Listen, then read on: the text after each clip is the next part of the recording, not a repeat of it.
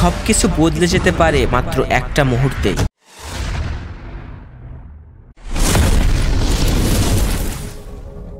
12 June 2025 বৃহস্পতিবার air ইন্ডিয়ার flight AI-171 উড়াল দিতে যাচ্ছিল আহমেদাবাদ থেকে লন্ডনের দিকে। এই ফ্লাইটে 242 জন যাত্রী ছিলেন। সবার চোখে মুখে ছিল আশার আলো। অনেকে ছিলেন উত্তেজিত, কেউ কেউ ইনস্টাগ্রামে স্টোরিও দিচ্ছিলেন। কারো কাছে এটা ছিল দেশে ফেরা, আবার কারো কাছে ছিল প্রিয়জনের সঙ্গে দেখা হওয়ার সুযোগ। এই ফ্লাইটে ছিলেন গুজরাটের প্রাক্তন মুখ্যমন্ত্রী বিজয় রূপানী। কিন্তু ফ্লাইট টেক অফ করার কয়েক সেকেন্ড পরেই ঘটে গেল এক ভয়ঙ্কর দুর্ঘটনা।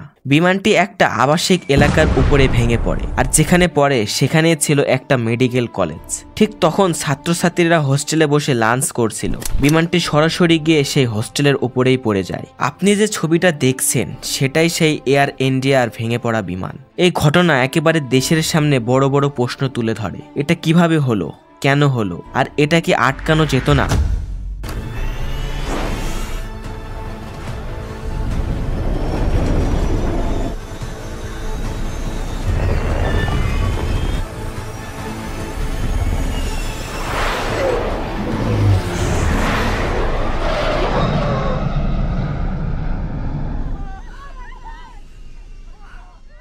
ঘটনাটা ঘটেছিল 12 জুন দুপুরে 1:48-এ।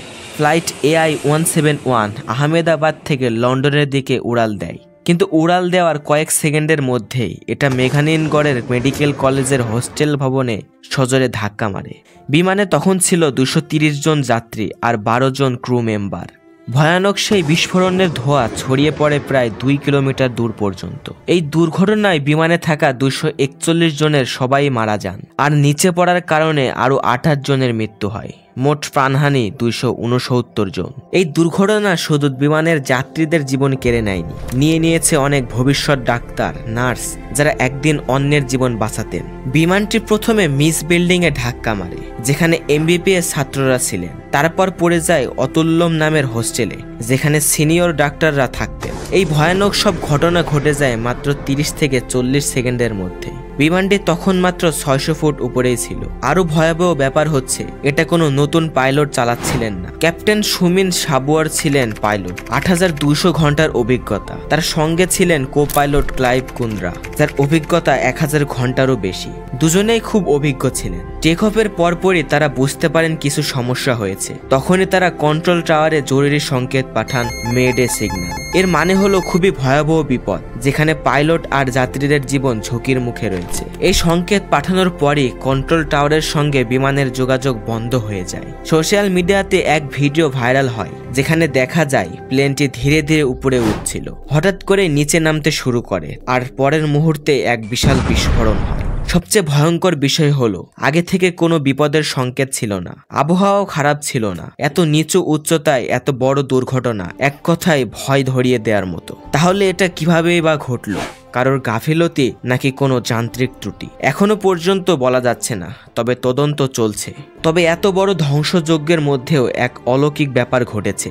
একজন মানুষ জীবিত বেরিয়ে এসেছেন। তিনি হলেন বিশ্বাস কুমার রমেশ। চলুন জানি কে এই বিশ্বাস কুমার, আর তিনি কিভাবে বা বেঁচে গেলেন। তার বয়স 30-এর কাছাকাছি। ব্রিটেন প্রবাসী ভারতীয়। তিনি বসেছিলেন সিট নম্বর 11-তে। ধ্বংসস্তূপ থেকে গুরুতর আহত অবস্থায় তাকে উদ্ধার করা হয়। তার ভাই জানিয়েছেন, আমরা এখনো বুঝতে পারছি না যে সে কিভাবে বেঁচে আছে।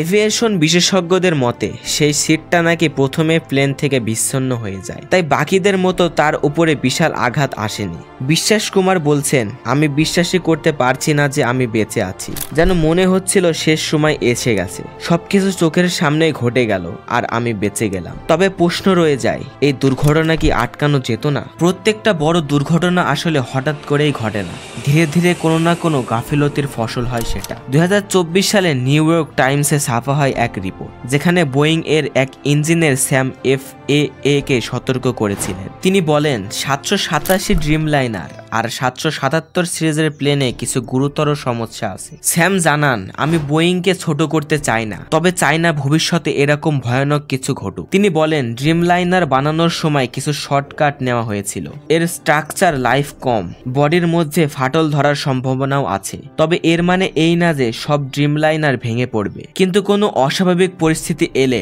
ওই প্লেন তার কাঠামোগত শক্তি ধরে রাখতে পারবে না। এখনো বলা যাচ্ছে না AI-171 দুর্ঘটনার সঙ্গে এই রিপোর্টের সম্পর্ক আছে কি। তবে এটাই স্পষ্ট, আকাশে উড়তে গিয়ে আমরা আসলে কতটা নিরাপদ, এই প্রশ্ন এখন অনেকেরই মাথায়। এই বিষয়ে আমি আলাদা করে বিশ্লেষণ করে ভিডিও বানাবো। এখন পর্যন্ত যা কিছু জানা গেছে সবকিছু আজ আমি আপনাদের সঙ্গে ভাগ করে নিলাম। তবে পুরো তদন্ত রিপোর্ট আসতেও সময় লাগবে। আর আমরা যেন এই ঘটনা ভুলে না যাই, কারণ এটা কোনো সাধারণ খবর নয়। এইটা 269 জন মানুষের জীবন কেড়ে নিয়েছে। সবশেষে একটা কথাই বলবো, যে ঘটনাটা ভারতে ঘটলেও আমরা যেন সবাই মিলে দোয়া করি যে এটাই যেন হোক শেষ দুর্ঘটনা, সত্য যেন শীঘ্রই আমাদের সামনে আসে। আসসালামু আলাইকুম, আল্লাহ হাফেজ।